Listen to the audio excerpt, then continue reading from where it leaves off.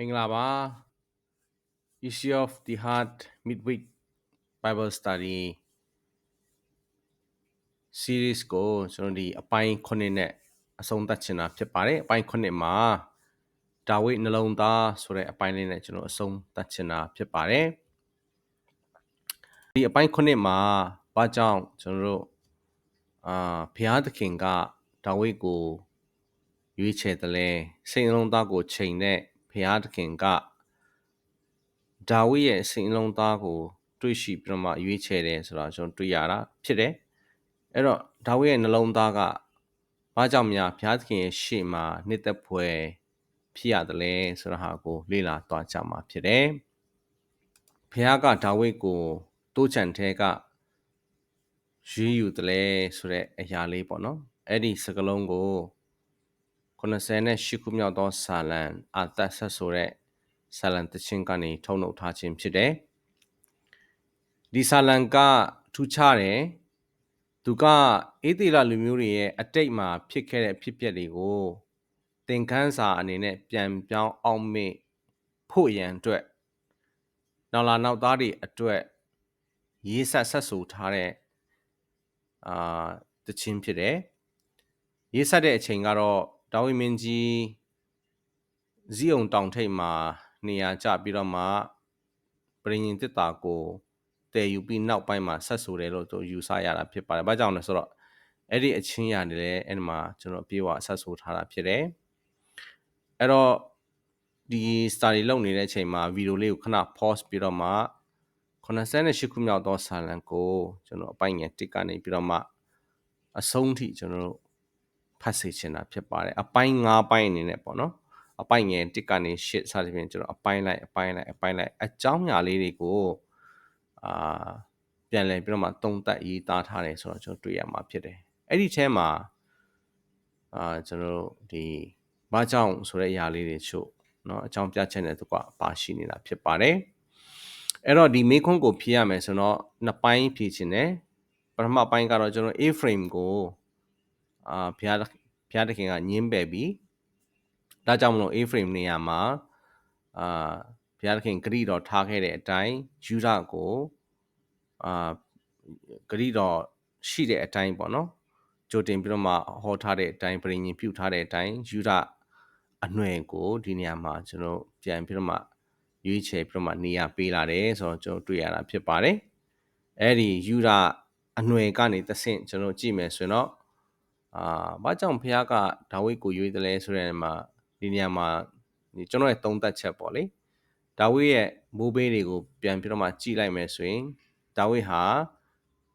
ယေဆဲရဲ့သားဖြစ်တယ်ယေဆဲဟာအိုဘက်ဟာဘောဇပေါ့နော်ဘောဇကရုတ်နဲ့နော်အဲ့ဒီမှာကျွန်တော်ဒါဝိဒ်မင်းကြီးဆင်းသက်ဖို့ရန်အတွက်သူတို့ရဲ့နောက်အကြောင်းတွေကျွန်တော်ကြည့်လိုက်တဲ့အခါမှာဘောဇမှဆောက်ရိပ်ပေါ့နော်ဘုရားသခင်ရဲ့တရားဟောရာထဲမှာကျွန်တော်လေ့လာခဲ့တဲ့အရာလေးတွေကဘောဇတက်တာမှာနှလုံးကောင်းရုတ်ရဲ့တက်တာမှာနှလုံးကောင်းသူတို့အစဉ်ဆက်မှာနှလုံးကောင်းလေးတွေဒါမှမဟုတ်ရင်သူတို့ရဲ့နှလုံးသားမှာဘုရားသခင်ရဲ့ပြည့်ညက်ချက်နဲ့ကျွန်တော်ဘုရားသခင်ရဲ့ပရိညင်ဖွဲ့တဲ့အကြောင်းအရာလေးတွေကိုသူတို့ကတူမီလာခဲ့တယ်ထိမ့်သိမ်းဆောင်ရှောက်လာခဲ့တယ်နှလုံးကောင်းလေးတွေလက်ဆင့်ကမ်းလာခဲ့တယ်ဆိုတဲ့အချင်းရာကိုဒီနေရာမှာတွေ့ရတယ်တွေ့ရတာဖြစ်ပါတယ်နော်ဒါကြောင့်ကျွန်တော်တို့စိတ်နှလုံးကောင်းဖို့ရာဒီကျွန်တော်တို့ရဲ့အဖိုးအဖေနော်သားစီမြေးဆက်လက်ဆင့်ကမ်းတယ်လို့ရတဲ့အရာပါလားဆိုတော့လဲကျွန်တော်ဒီနေရာမှာထပ်ဆင့်ပြီးတော့မှနော်ကျွန်တော်သင်ယူမိတာဖြစ်ပါတယ်အဲ့တော့ဘုရားသခင်က A-frame အနွယ်ကိုဘာကြောင့်ပယ်တယ်လဲပေါ့နော်ဒါကိုကျွန်တော်တို့98ခုမြောက်သောစာလံအပိုက်ငယ်9ကနေ10မှာမြန်မာစံကျမ်းစာမှာရေးသားထားတဲ့စာသားကိုကြိုက်လို့ကျွန်တော်ယူထားတာဖြစ်တယ်အတူကဖတ်ရအောင်ပါထိုအခါသူတို့ဒီဘုရားသခင်ကိုယုံကြည်အားထား၍ဘုရားသခင်လှုပ်ဆောင်တော်မူချက်တို့ကိုမမေ့လျော့ပဲကိုရော၏ပြည့်ညက်တော်တို့ကိုလိုက်နာကျင့်သုံးကြလိမ့်မည်ထိုတို့အဖြစ်သူတို့သည်သူတို့၏ဘိုးဘေးများကဲ့သို့ဖြစ်ကြတော့မည်မဟုတ်ထိုဘိုးဘေးတို့သည်ကောင်းမာ၍ပုံကန်တတိမျိုးဆက်သူတို့၏စိတ်နှလုံးတည်ကြည်ခြင်းမရှိတကယ်တော့သူ သူတို့ဤဝိညာဉ်ဒီလည်းဘုရားသခင်ပေါ်တစ္ဆာမရှိသောမျိုးဆက်ဖြစ်ကြ၏လို့ပြောတာကျွန်တော်တွေ့ရတာဖြစ်ပါတယ်အဲ့ဒီအစပိုင်းမှာကျွန်တော်ကြည့်မယ်ဆိုရင်တော့ဘုရားကဒီ prophet တွေကတဆင့်ပေါ့နော်ဘုရားလူတွေကတဆင့်ဘယ်အမျိုးနွယ်မဆိုအေးသေးလားမျိုးနွယ်တစုလုံးတစ်ခုလုံးကိုမိမိတို့ရဲ့သားစဉ်မြေးဆက်ကိုမပြတ်မကွက်တင်ပေးရမယ်သူရဲ့ပရိညင်ဖွင့်ထားတဲ့အရာတွေပြည့်ညက်ချက်တွေကိုတင်ပေးရမယ်ဆိုတဲ့အရာဖြစ်တယ်။ဘာကြောင့်လဲဆိုရင်အဲ့ဒီလက်ကန်ရအထဲမှာ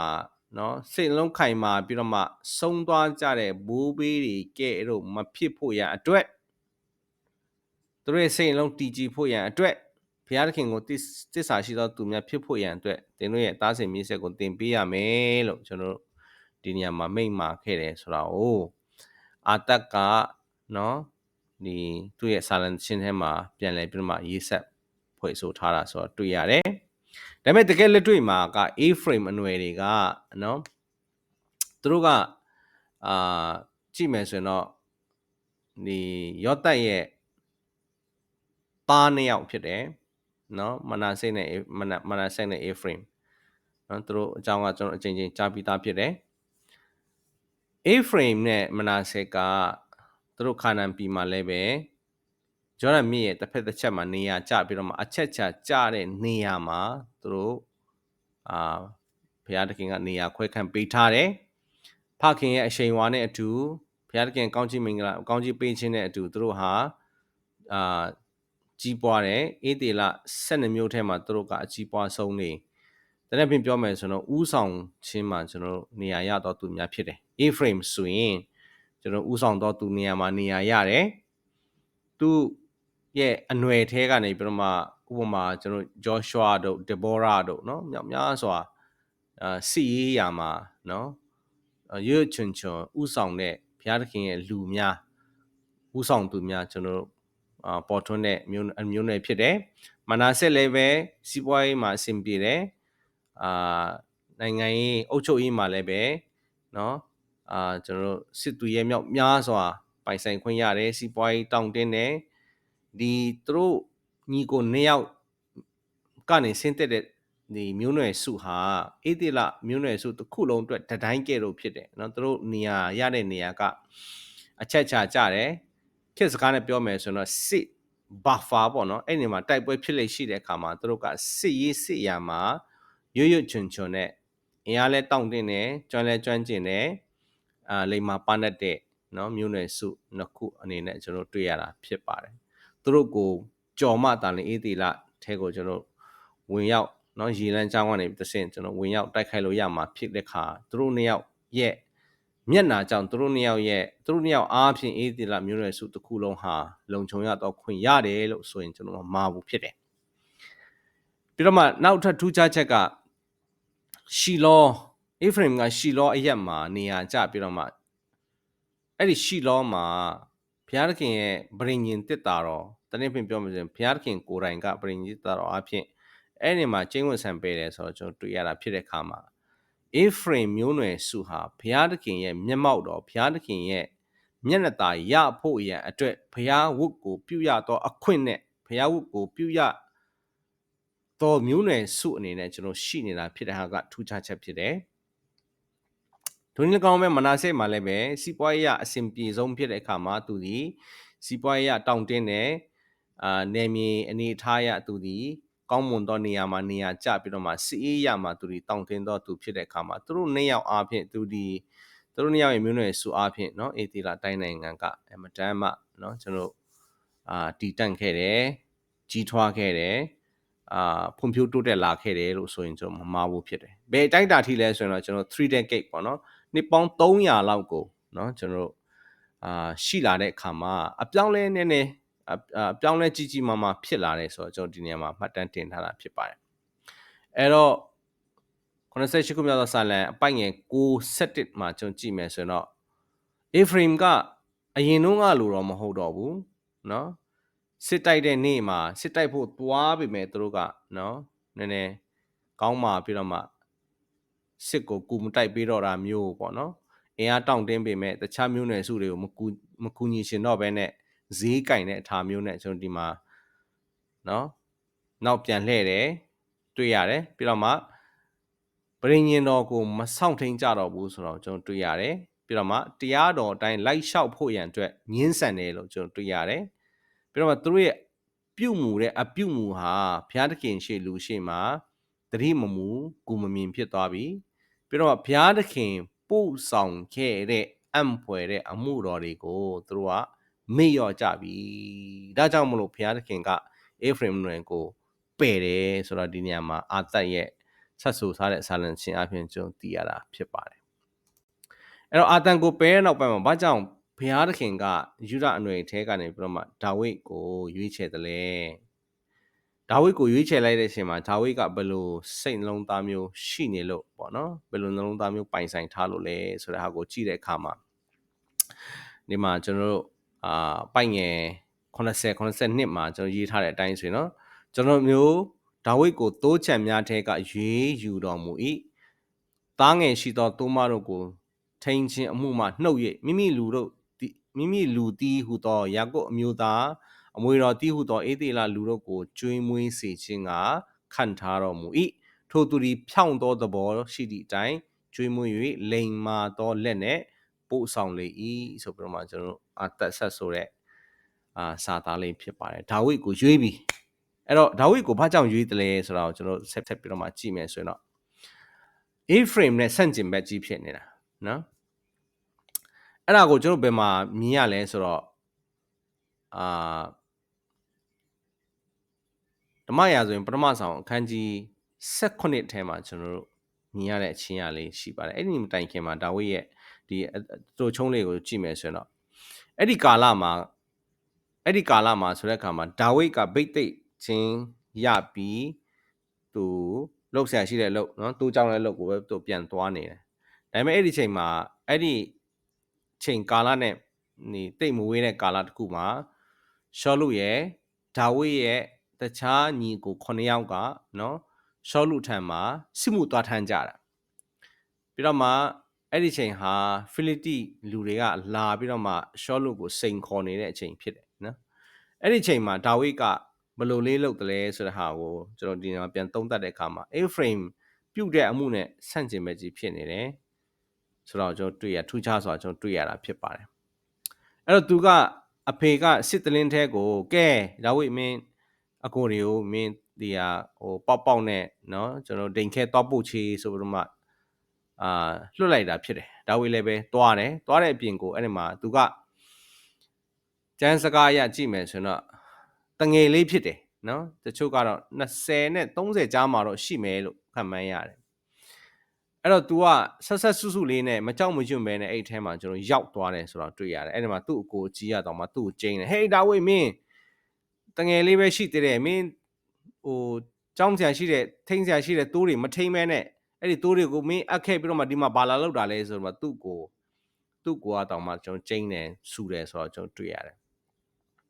ပြီးတော့အဲ့ချင်းရတယ်ကျွန်တော်တစ်ခုလုံးကျွန်တော်ဆက်ပြီးတော့ဖတ်မယ်ဆိုရင်ဒါဝိဒ်ကပရိညင်ကို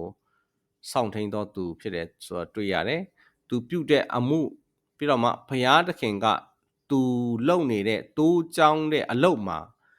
ထူးခြားတဲ့နမိတ်လက္ခဏာနဲ့ပို့ဆောင်တယ်ဆိုတဲ့ဟာကိုအောက်မေ့တော့သူဖြစ်တယ်ဆိုတော့ကျွန်တော်ဒီနေရာမှာထူးခြားလေးကျွန်တော်တွေ့ရတဲ့အခါမှာဒါဆိုရင်တော့အေဖရင်ကဒီလိုပြုတ်မှုတယ်အေဖရင်မျိုးနွယ်စုတယ်ဒီလိုပြုတ်မှုတယ်ဒါဝိဒ်ကဒီလိုပြုတ်မှုတဲ့အခါမှာတော့ကျွန်တော်တို့ဖျားမပြောနဲ့ကျွန်တော်လူတောင်မှပဲเนาะရှင်ပြီးတော့မှကြည့်မယ်ဆိုတော့ကျွန်တော်ဘသူကိုရွေးမလဲဆိုတဲ့ဟာပေါ့เนาะဒါကိုတော့ကျွန်တော်ကွက်ကွင်းမြင်ရပြီတော့ကျွန်တော်ယူဆရပါတယ်ဓမ္မရာဇဝင်ပထမဆုံးအခန်းကြီး18အစကနေအဆုံးထိဖတ်ပြီးတော့မှဒီဒါဝိဒ်နဲ့ဂေါလိယတ်ပေါ့เนาะရှင်ပြိုင်တိုက်တဲ့အချင်းရာတစ်ခုချင်းစီမှာကျွန်တော်ပြန်ပြီးတော့မှအသေးစိတ်ဖတ်ပြီးတော့မှလေ့လာလိုက်တဲ့အခါမှာဒါဝိဒ်ရဲ့နှလုံးသားကိုထင်ဟပ်တဲ့ဒါဝိဒ်စီကနေပြီးတော့မှသင်ခန်းစာယူစရာ9ချက်ကျွန်တော်တွေ့ရတာဖြစ်ပါတယ်အဲ့ဒီ9ချက်လေးပြောပြီးတော့မှကျွန်တော်ဒီ Issue of the Heart series ကိုကျွန်တော်ဆုံးသတ်ကြမယ်အဲ့တော့ပထမဆုံးကအခန်းငယ်10မှာကျွန်တော်ဖိလိတိလူကနော်ဂေါလိယတ်က အေးသေးလာဘူချီတို့ကိုယနေ့ငါကျိမ့်ပါ၏နော်ဟေးကောင်းနေမင်းတို့ဆိုပြီးတော့မှစိန်ခေါ်တာပေါ့သင်တို့စစ်ပြိုင်ခြင်းကအဘဲကြောင့်ထွက်လာကြသနည်းငါဒီဖိလိတိလူသင်တို့ဒီရှောလူ၏ကျွန်ဖြစ်ကြတယ်မဟုတ်လောလူတယောက်ကိုရွေးကောက်၍ငါနဲ့တိုက်ခြင်းကလာပါစေဆိုပြီးတော့စိန်ခေါ်တာအဲ့ဒီစိန်ခေါ်တဲ့ဟိန်းနေတဲ့ခါမှာနော်ဒီဘက်မှာဖိလိတိလူရဲ့တစ်ဖက်မှာတပ်စကန်ချရှောလူနဲ့သူ့ရဲ့ဖွဲ့သားတွေရဲ့တပ်စကန်တွေမှာချဆိုအချင်းချင်းအဝေးကနေပြီးတော့မှလှမ်းပြီးတော့မှဟိန်းဟောက်တဲ့အတန်နဲ့စိန်ခေါ်တဲ့အနေအထားမှာရှိတယ်တကယ်ကျွန်တော်တို့မြေပုံမှာကြည့်မယ်ဆိုတော့တောင်ကုန်းတစ်ဖက်နဲ့တစ်ဖက်တစ်ချက်မှာဖြစ်ပုံရတယ်အဲ့တော့သူ့ရဲ့စိန်ခေါ်တန်ကြားတဲ့အခါမှာရှောလူနဲ့အတူတကွအဲ့ဒီမှာအေးသေးလာအပေါင်းကစိတ်ပြတ်ပြီးတော့မှအလွန်ကြောက်ရွံ့နေဆိုတော့ကျွန်တော်တွေ့ရတာဖြစ်ပါတယ်အဲ့တော့ဒီအချင်းရာကိုကြည့်မယ်ဆိုရင်ကျွန်တော်တို့မှလည်းဆင်ခြင်စရာရှိနိုင်တယ်ကျွန်တော်ဘေးပတ်ဝန်းကျင်ကကျွန်တော်ကိုဘာပြောတယ်လဲနော်နိုင်ငံရေးသမားတွေကဘာပြောတယ်လဲအခြေအနေကဘယ်လိုဖြစ်နေတယ်လဲဒါမှမဟုတ်ကျွန်တော်မှာရန်သူရှိတယ်ဆိုရင်ကျွန်တော်ရန်သူတွေကျွန်တော်ရဲ့ဆန့်ကျင်မဲ့လူတွေကဘာပြောတယ်လဲဆိုတဲ့ဟာတွေအဲ့ဒီအချင်းရိုင်နဲ့ကြုံလာတဲ့အခါမှာကျွန်တော်တို့ဘယ်လိုတုံ့ပြန်တယ်လဲဆိုတဲ့ဟာပေါ့နော်အဲ့ဒါရန်ရေးရှိတယ်ဒါဝိကတော့ဒီမှာသူ့ရဲ့တုံ့ပြန်ချက်တွေကတော့နော်နောက်ပိုင်းမှာကျွန်တော်ဆက်ကြည့်အောင်ပါသူကတော့ဒါဝိကသူ့ကိုသူဘသူလဲဆိုတာကိုရှင်းလင်းနော်တိပြီးတော့မှပြန်တုံ့ပြန်သွားတယ်ဆိုတော့ကျွန်တော်တွေ့ရတာဖြစ်တဲ့အခါမှာကျွန်တော်တို့ဒီနေရာမှာမိမိကိုမိမိတိရှိခြင်းကအမတန်မှအခရာကြတယ်ဆိုတော့ကျွန်တော်ပရမသင်ခန်းစာအနေနဲ့ယူချင်ပါတယ်အငယ်7:26ကြားမှာကျွန်တော်ဖတ်တဲ့အခါမှာဒါဝိကလည်းတက်ရှင်တော်မူသောဖျားသခင်ဘူချေတို့ကိုကျိမ့်ပရမည်အကြောင်းအယေဖျားလေးခြင်းကိုမခံသောထိုဖိလိတိလူဒီအဘယ်တို့သောသူဖြစ်သည်နည်းဟုမိမိအနားမှာရှိတော်သူတို့ကမေးလင်နော်ဒါဝိကချက်ချင်းဒီတန်ကိုသူတက်ထဲမှာရောက်တဲ့ခါမှာသူ့ကိုယ်နဲ့စကားပြောကြည့်တဲ့ခါမှာသူလည်းပဲအဲ့အတန်ကိုကြားတယ်ကြားလိုက်တာနဲ့ဟာဒီကောင်ကအသက်ရှင်တဲ့ဘုရားကိုတောင်မှချိန်ချောက်ပြီးတော့မှကျိန်ဆိုတာဒီ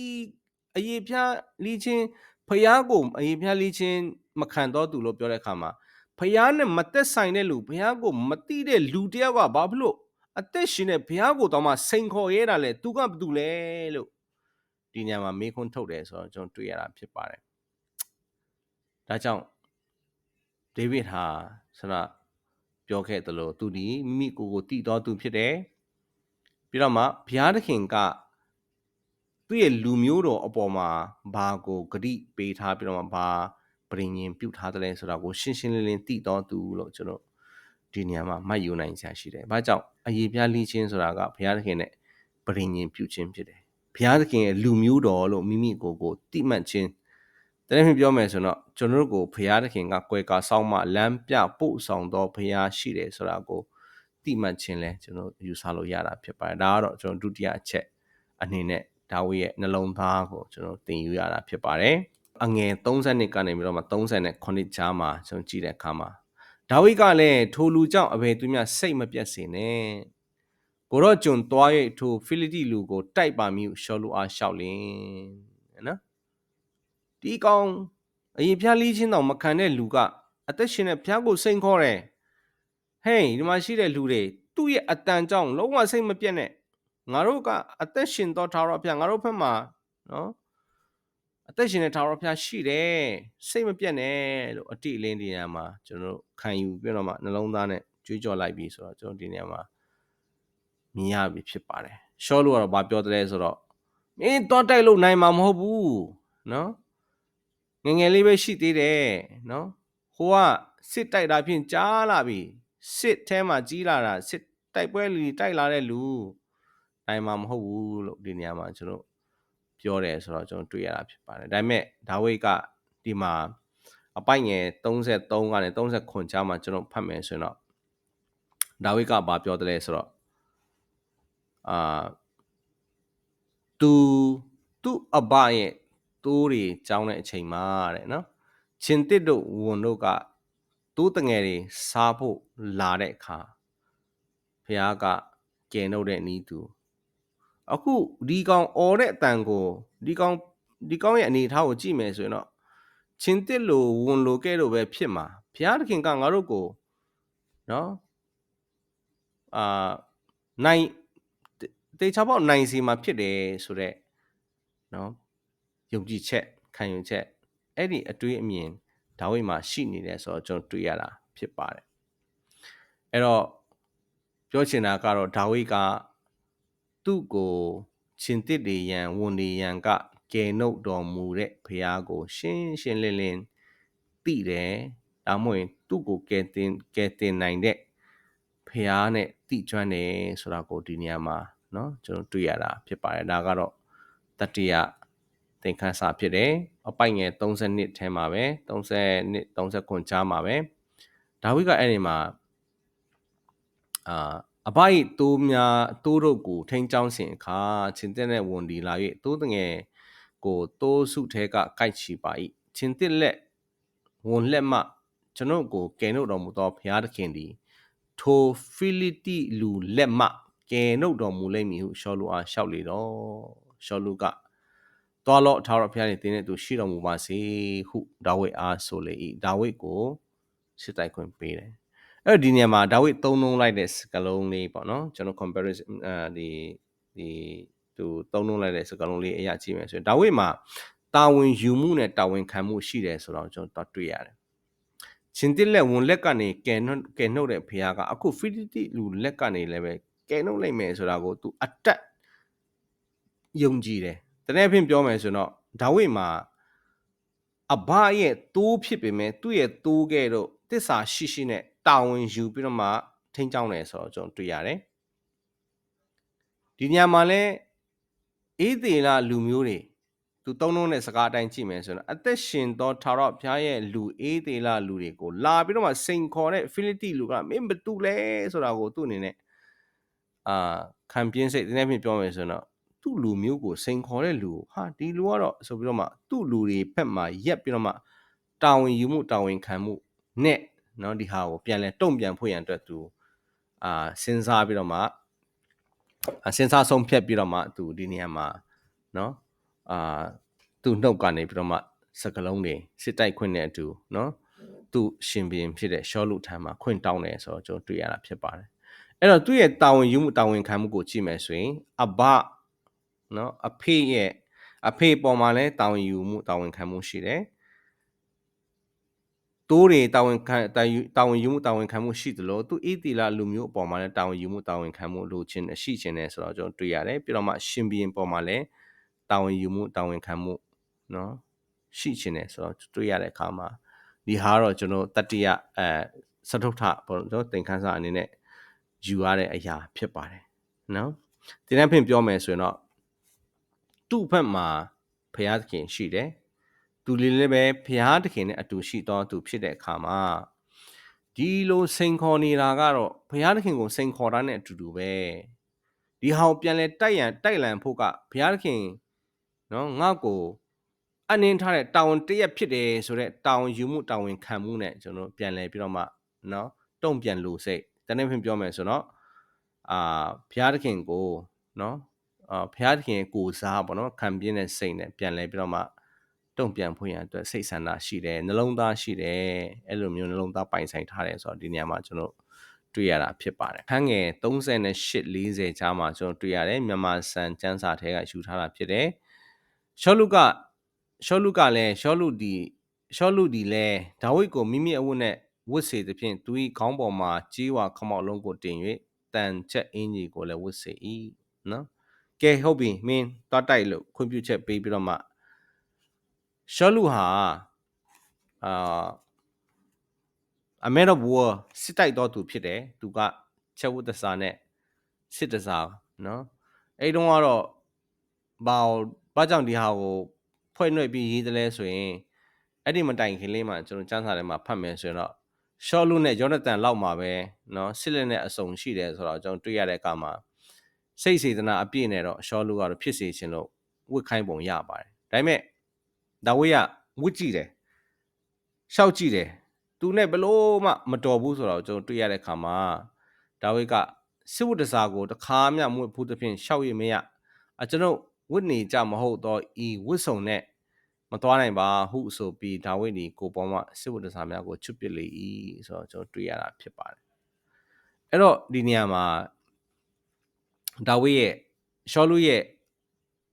အချင်းရာကိုကြည့်မယ်ဆိုရင်တော့ရှောလုကဟုတ်တယ်သူဒီအတွေ့အကြုံအရာပေါ့နော်စစ်တိုက်ရမှာဖြစ်တဲ့အခါမှာချက်ဝတ်တစားဝေးရမယ်လက်နဲ့ဆောင်တတ်ဆင်ရမယ်ဆိုတာဒါသူ့ရဲ့အတွေ့အကြုံအရာအကြံပြုခြင်းဖြစ်တယ်ဒါဝိဒ်ရဲ့အတွေ့အကြုံကြတော့သူကတော့သူ့မှာရှိတဲ့ဟာလေးနဲ့တနည်းဖြင့်ပြောမယ်ဆိုတော့သူကျွမ်းကျင်တဲ့အရာလေးနဲ့ပြင်ဆင်ပြီးတော့မှတိုက်ဖို့ဆုံးဖြတ်တယ်ဆိုတော့ကျွန်တော်တွေ့ရတာဖြစ်ပါတယ်အဲ့တော့တခါလေမှာကျွန်တော်တို့ဘုရားရဲ့အမှုတော်ထဲမှာကျွန်တော်ရဲ့အသက်ရှင်တဲ့အသက်တာထဲမှာကျွန်တော်ကြည့်တဲ့အခါမှာငါတော့သူ့လိုဆိုရင်တော့သူ့နေရာမှာဆိုရင်တော့သူ့လိုကားလေးစီးရရင်တော့သူ့လိုစံစာကြောင်းတက်ခွင့်ရရင်တော့ဆိုပြီးတော့မှသူများမှာရှိတဲ့အရေးချင်းတွေနဲ့ကိုသာဆိုရင်ဒီလိုလုပ်မယ်ဆိုတဲ့စိတ်ကူးမျိုးပေါ့လေတချို့ဆိုရင်တော့ဟို PC ရှိမှဒီ PC ရှိမှ latest ဟိုဖြစ်မှဒီဟာဖြစ်မှဆိုပြီးတော့မှကျွန်တော်တို့အဲ့ဒီတက်ဆင်ခြင်းနဲ့ပြင်ဆင်နေတဲ့အရာလေးစိတ်ကူးနေတဲ့အရာလေးရှိတတ်တာဖြစ်ပါတယ်အဲ့တော့ဒီနေရာမှာသင်ခန်းစာ9ကတော့ဒါဝိဒ်ကတော့သူကျွမ်းကျင်တဲ့အရာနဲ့ပြင်ဆင်သွားတယ်ဆိုတော့ကျွန်တော်တွေ့ရတယ်အဲဒီမှာထူးခြားချက်ကနော်ဒါဝိဒ်ကလောက်စလုံးကြောက်စရစ်နော်ကြောက်ချော9လုံးလို့သုံးတာဖြစ်တယ်နော်များသောအားဖြင့်ကျွန်တော်တို့ကလေရန်သူတို့တခုခုကိုကျွန်တော်ရင်ဆိုင်တဲ့အခါမှာကျွန်တော်တစ်ကြိမ်ပဲရင်ဆိုင်တယ်ပြီးရင်တစ်ကြိမ်နဲ့ရင်ဆိုင်ပြီးတော့မှကျွန်တော်တို့ကအပီးအနိုင်ပိုင်းလိုက်ချင်တာပေါ့လေဒါပေမဲ့ဒီမှာဒါဝိဒ်ပြင်ဆင်တဲ့ပုံစံကိုကြည့်မယ်ဆိုရင်သူ9လုံးကောက်တယ်ဆိုတော့အနည်းဆုံး9ကြိမ်လောက်အတွက်ကျွန်တော်ပြင်ဆင်ထားတယ်ဆိုတော့ကျွန်တော်တွေ့ရတယ်ကျေးဇူးတော်ကြောင့်ဘုရားသခင်ကတလုံးထဲနဲ့နော်ပြစ်လဲစေတာဖြစ်တယ်မလဲရင်တောင်မှသူ့မှာဒီနောက်ထပ်၄လုံးကြံသေးတယ်ဆိုတော့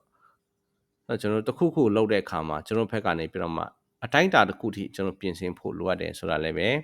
နံပါတ်5အချက်ပြင်ဆင်မှအချက်အနေနဲ့ကျွန်တော်သင်ယူနိုင်တာဖြစ်ပါတယ်အပိုက်ငယ်42 46ကိုကျွန်တော်ရောက်သွားတဲ့အခါမှာဘာတွေ့ရလဲဆိုတော့ဖိလိတိလူတွေဒါဝိဒ်ကိုမြင်တော့အခါမထီမဲ့မြင်ပြု၏တဲ့နော်စစ်တိုက်ဖို့သွားပြီလောက်စလုံးလေးနဲ့သွားတဲ့အခါမှာဟိုကတွေ့တော့ဟာဆိုပြီးတော့မှဟာတာတင်းဒီတောင်ဝင်းနဲ့ငါထံတော့လာရမည်အကြောင်းငါဒီခွေးဖြစ်သလားဟုတ်မေးလက်မိမိဖျားတို့ကိုတိုင်တဲဒါဝိဒ်ကိုကျိန်ဆဲလေ၏နော်ဟာတိုက်တာပေါ့ကျိန်ဆဲတာပေါ့အဲ့တော့အဲ့ကြားထဲမှာကျွန်တော်နော်ကျမ်းစာထဲမှာကျွန်တော်ဒီအပိုင်းအတူလေးပဲတင်ထားတယ်အဲ့ကြားထဲမှာပြောတဲ့စကားတွေအများကြီးရှိသေးတယ်ဒါဝိဒ်ကဘယ်လိုတုံ့ပြန်တယ်လဲဆိုတော့ဒါဝိဒ်ကတင်ဒီဓာလှန်ကြည့်တော့ပါလက်နော်ဒိုင်းလောပါလက်ငါထံတော့လာ၏ငါဒီတင်ကျင်းပတော့အေးသေးလာဘူချီတို့ဤဖျားသခင်ကောင်းကင်ဘူချီအရှင်သာရဖျားဤနာမတော်ပါလက်တင်ရှိရတော့ငါလာ၏ဒါတော့ဖျားရင်တင့်ကိုငါလက်၌ယနေ့အပ်တော်မူသဖြင့်တင့်ကိုငါတက်ရွယ်လေပင်ကိုဖျက်မိဆိုပြီးပြန်ပြီးတော့မှနော်ပြန်ပြောတယ်ဆိုတော့ကျွန်တော်တွေ့ရတာဖြစ်ပါတယ်အဲ့တော့ဒီနံပါတ်6ကိုကြည့်မယ်ဆိုတော့ဒါဝိဒ်ကတော့သူနှုတ်မွတ်တဲ့သူပြောတဲ့ပြောတဲ့စကားလုံးတွေနဲ့ဟိုဘက်ကဂေါလက်ပြောတဲ့ဖိလိလူပြောတဲ့စကားလုံးတွေကိုရှင်ကြည့်လိုက်တဲ့အခါမှာเนาะကျွန်တော်အဲ့မှာသင်ခန်းစာယူစရာလေးတွေရှိတယ်နံပါတ်1ဒီပထမအချက်ပြောချင်တာကတော့ကျွန်တော်ပြောတဲ့စကားအရာเนาะစကားလုံးကအရေးကြီးတယ်ဆိုတော့ကျွန်တော်တွေ့ရတယ်ရန်သူကလည်းစကားလုံးနဲ့ပဲတိုက်ခိုက်တယ်ကိုကလည်းပဲအဲ့စကားလုံးနဲ့ပဲပြန်ပြီးတော့မှအနိုင်ပိုင်းဖို့ရန်အတွက်လိုအပ်တာဖြစ်တယ်ဆိုတော့ကျွန်တော်တွေ့ရတာဖြစ်ပါတယ်အဲ့တော့ကိုနှုတ်မွတ်တဲ့အရာကအခရာကြတယ်နော်တနည်းအားဖြင့်ပြောမယ်ဆိုတော့ကိုယ့်ရဲ့ရန်သူကကိုဘာတွေးတယ်လဲဆိုတာကို तू မသိနိုင်ဘူးဒါပေမဲ့ तू ထည့်ပေးတဲ့အတွေးတော့ तू သိတာပေါ့လေနော်တချို့ကမာနက်ကိုနိုင်ကနော်အတွေးထဲမှာထည့်ပေးလိုက်တဲ့အရာတွေလည်းရှိတယ်ဒါပေမဲ့ကိုဘာတွေးတယ်မာနက်ကမဟုတ်တဲ့ကိုဘာတွေးတယ်လဲဆိုတာဘုရားစီကလာတဲ့အတွေးတွေကကိုပါဇက်ကနေထုတ်ဖို့မပြောမချင်းရန်သူကမသိနိုင်ဘူး အရန်သူတိနိုင်တာကကိုပြောလိုက်တဲ့စကားကိုတိနိုင်တာဖြစ်တဲ့အခါမှာကိုဘာပြောတဲ့ဆိုရင်အမတန်မှအရေးကြီးတယ်ဆိုတော့ကျွန်တော်သင်ခန်းစာယူဖို့ဖြစ်တယ်အဲ့တော့ဒါဝိကရှင်းတယ်သူကတော့ဒီမှာငါတော့ဘုရားသခင်နဲ့လာတယ်ကွာဘုရားသခင်နဲ့ငါလာတာနော်တနည်းအားဖြင့်ပြောမယ်ဆိုရင်တော့ဒီတိုက်ပွဲမှာဒါဝိကဘုရားကိုနော်နွဲဖို့ခေါ်ဖိတ်လာတယ်ဆိုတော့ကျွန်တော်တွေ့ရတယ်နော်အဲ့တော့တနည်းအားဖြင့်ပြောမယ်ဆိုရင်တခါလေမှကျွန်တော်စကားပြောတဲ့အခါမှာစကားကိုကျွန်တော်လက်လွတ်စပယ်ပြောတတ်ကြတယ်ဒါပေမဲ့ဒါဝိကကျွန်တော်အတွေးပေါ့လေသူပြောတဲ့ငါဒီကောင်းကင်ဘိုလ်ခြေရှင်ထားတော့ဘုရားနာမတော်ပါလျက်တင်ရှိရတော့လာကြီးလို့ပြောတဲ့အခါမှာဂေါလျက်ကြားဖို့ပဲမဟုတ်ပဲနဲ့သူ့အနီးပါးမှာဘုရားသခင်လည်းရှိပြီးတော့မှဘုရားသခင်လည်းကြားပြီးတော့မှဘုရားသခင်လည်းနွဲမယ်ဆိုတဲ့စိတ်နှလုံးသားမျိုးနဲ့နော်ရက်တည်ပြီးတော့မှပြောတယ်လို့ကျွန်တော်ယူဆတာဖြစ်ပါတယ်အဲ့တော့တနည်းအားဖြင့်ပြောမယ်ဆိုရင်သူဒီ I am come along with kings of king ငါဟာဆောရဲ့ဂျုံမဟုတ်ဘူးငါဟာဘယင်တကာတို့ရဲ့ဘယင်နဲ့လာတာဖြစ်တယ်ဆိုတဲ့ဟာမျိုးပေါ့လေနော်ဒါကြောင့်ကျွန်တော်တို့စကားပြောတဲ့အခါမှာလည်းပဲဘုရားကအကုန်လုံးကြားတယ်ဆိုတဲ့ဟာကိုဒီနေရာမှာသင်ခန်းစာယူနိုင်ဆရာရှိတယ်နောက်ဆုံးအချက်ကတော့ကျွန်တော်ထာဝရဘုရားကိုဒါဝိဒ်ကနော်ယေရှုတင်တယ်ချီးမွမ်းတယ်ဆိုတော့ကျွန်တော်တွေ့ရတာဖြစ်ပါတယ်အဲ့တော့ဒီနေရာမှာ88ခုမြောက်သောစာလံအပိုင်ငယ်60နဲ့69နော်82မှာအဆုံးသတ်တယ်အဲ့ဒီမှာအဲ့ဒီအဆုံးသတ်လေးမှာစကလုံးနှလုံးကျွန်တော်တွေ့ရတာဖြစ်တယ်ယောတိုက်တဲကိုပယ်၍အေဖရင်အမျိုးကိုရွေးတော်မမူယူရအမျိုးကို၎င်းချစ်တော်မူသောဇီးုံတောင်ကို၎င်းရွေးတော်မူ၏တန်ရှင်းရာဌာနတော်ကိုအထွတ်ကဲ့သို့တီဆောက်ရဲ့မြေကြီးကဲ့သို့အစဉ်မြဲစေတော်မူ၏လို့ကျွန်တော်အတက်ကဆက်ဆိုထားတာဆိုတော့ကျွန်တော်တွေ့ရတာဖြစ်ပါတယ်ယောတိုက်တဲတော်လို့ဘာကြောင့်သုံးတယ်လဲဆိုယောတိုက်ရဲ့သားအေဖရင်အနွယ်တွေနေရာချတဲ့ရှီလောမှာတဲတိဆောက်ပြီးတော့မှဘုရားသခင်ကပရိညင်တစ်တာတော်နဲ့အတူအဲ့ဒီမှာကျင်းဝတ်တယ်ဆိုတော့ကျွန်တော်တွေ့ရတာဖြစ်ပါတယ်အဲ့ဒီမှာအေဖရင်အနွယ်မှဆိုပြီးအေဒီလာတမျိုးသားလုံးကဘုရားသခင်ရဲ့ပရိညင်တော်ကိုမဆောင်တော့ဘူးပရိညင်တော်လို့သုံးတဲ့အခါမှာပြည့်ညတ်တော်လည်းဟုတ်တယ်အဲ့ဒီပရိညင်တစ်တာကိုနဲ့ကဟုတ်တယ်ဘုရားကအဓိကဘုရားကိုစိတ်တော်ကိုနိုးဆွတယ်လို့ဒီမှာအဲစကလုံးတုံထားတာဖြစ်တယ်ဘယ်လိုနိုးဆွတယ်လဲဆိုတော့နှစ်ခုတစ်ခုက ingratitude နော်ပို့ဆောင်ခဲ့တဲ့အကြောင်းအရာတွေကိုမအောက်မေ့တော့ဘူးမေ့သွားပြီးတော့မှသူတို့လုံနိုင်သွားပြီသူတို့တတ်နိုင်သွားပြီလို့ထင်တယ်တစ်ချက်ဘုရားသခင်ကိုကျေးဇူးကမ်းတယ်နှစ်ချက်ကမယုံကြည်ဘူးဘုရားကိုမယုံကြည်တော့ဘဲနဲ့ရုပ်တုစင်းတုကိုးကွယ်တာအဲ့ဒီနှစ်ချက်ကဘုရားရဲ့အမျက်တော်ကိုစွတယ်လို့ပြောတာဖြစ်တယ်အဲ့ဒီနှစ်ချက်ကြောင့်ပဲဘုရားသခင်က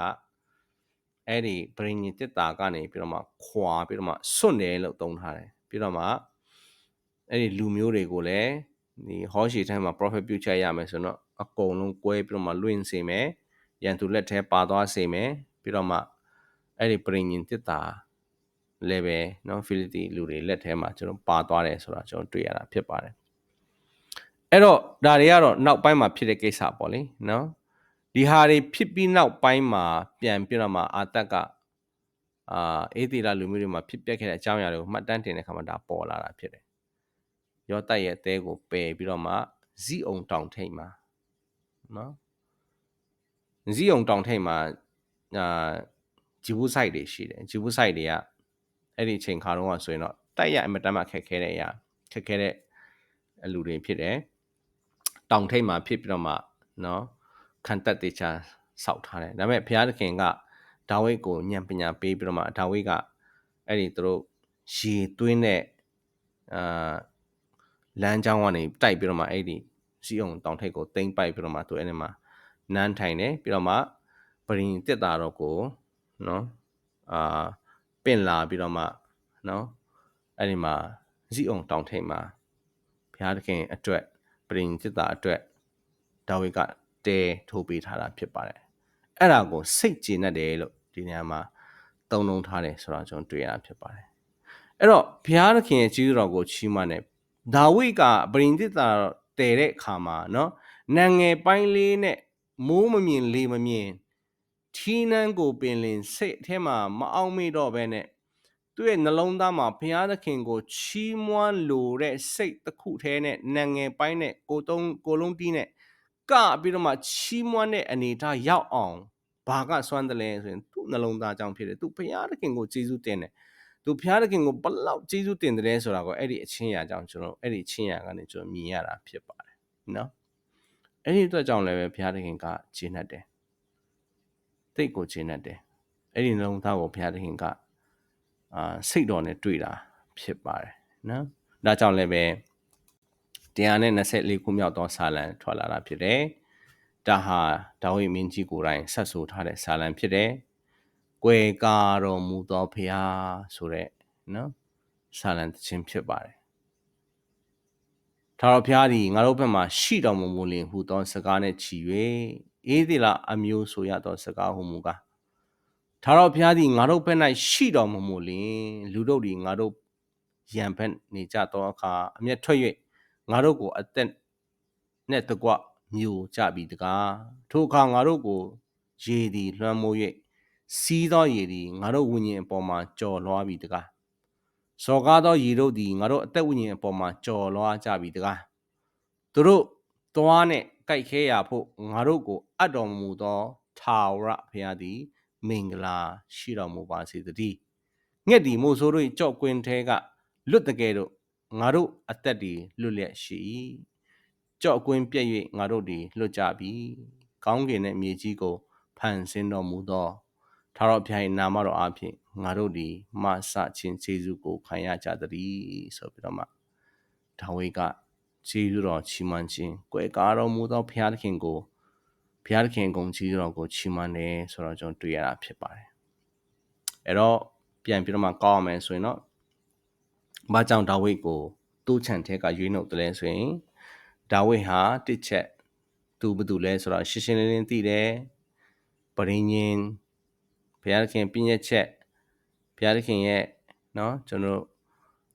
သူ့ရဲ့အလေးအလာကိုနှစ်သက်တော်သူကြောင်းရင်းနဲ့မှသူ့ရဲ့เนาะဘယင်ဖြစ်ဖို့ရန်အတွက်เนาะဖြတ်တန်းခဲ့တဲ့ဘဝအလီလီတွေမှာကျွန်တော်ကြည့်မယ်ဆိုရင်ဘုရားသခင်ရဲ့မျက်မှောက်တော်နဲ့အတူဘုရားသခင်နဲ့အတူဘယ်လိုအသက်ရှင်ခဲ့တယ်လဲဆိုတော့ကျွန်တော်မြင်ရတယ်ပြီးတော့မှเนาะဘုရားသခင်အတူပါရှိခြင်းကိုเนาะအားယူလျက်ဘုရားသခင်အတူပါရှိခြင်းကိုရောင်ရဲလျက်เนาะအရာရာကိုကျွန်တော်ရင်ဆိုင်ပြီးတော့မှဖြစ်တဲ့အရာပေါ်မှာစိတ်သက်ကြခြင်းမရှိဘဲနဲ့ဖြစ်တဲ့အရာပေါ်မှာတာဝန်ယူမှုတာဝန်ခံမှုနဲ့အတူဒါတော့ဘုရားသခင်ငါ့ကိုတာဝန်ပေးထားတဲ့အရာပဲဒီပေါ်မှာဘုရားသခင်အောင်နိုင်ရတော့အခွင့်ပေးမှဖြစ်တယ်ဆိုတဲ့ဟာမျိုးနဲ့အဲ့ဒီစိတ်နှလုံးသားမျိုးနဲ့ကျွန်တော်ခြိတက်လာတယ်ဆိုတော့ကျွန်တော်တွေ့ရတာဖြစ်ပါတယ်အဲ့ဒီနှလုံးသားကိုဘုရားသခင်ကကြိုက်နေတဲ့တာဖြစ်တယ်ခြေနဲ့အားရတာဖြစ်တယ်အဲ့ဒီအတွက်ကြောင့်မလို့ဘုန်းတော်ထင်ရှားစေတာဖြစ်တယ်အဲ့ဒီအတွက်ကြောင့်မလို့လည်းပဲဒါဝိဒ်ရဲ့သားတော်ယေရှုဆိုပြီးတော့မှသူ့ရဲ့နော်ရှင်မြင်အရိုက်ရာကိုလည်းပဲထာဝရကာလအထိတောင်းမှနော်ယနေ့အထိကျွန်တော်ဆွဲဆန့်ပြီးတော့မှဂုဏ်ပြုတယ်ဆိုတော့ကျွန်တော်တွေ့ရတာဖြစ်ပါတယ်ကျေးဇူးတင်တယ်ဒီ Issue of the Heart series မှာနော်နားဆင်ကြတဲ့အရောက်စီတိုင်းရဲ့အသက်တာထဲမှာတစုံတရာကောင်းချီးဖြစ်လိမ့်မယ်လို့ယုံကြည်မျှော်လင့်တာဖြစ်တယ်ဆုလည်းတောင်းပေးတာဖြစ်တယ်နားထောင်တဲ့မိတ်ဆွေဓမ္မမိတ်ဆွေအပေါင်းလည်းပဲဘုရားသခင်နှစ်သက်သောနှလုံးသားပိုင်ဆိုင်နိုင်ဖို့ရန်အတွက်တန်ရှင်တော်ဝိညာဉ်တော်ဘုရားလမ်းပြပို့ဆောင်မှဆကောင်းချီးပေးပါစေအာမင်ကျေးဇူးတင်တယ်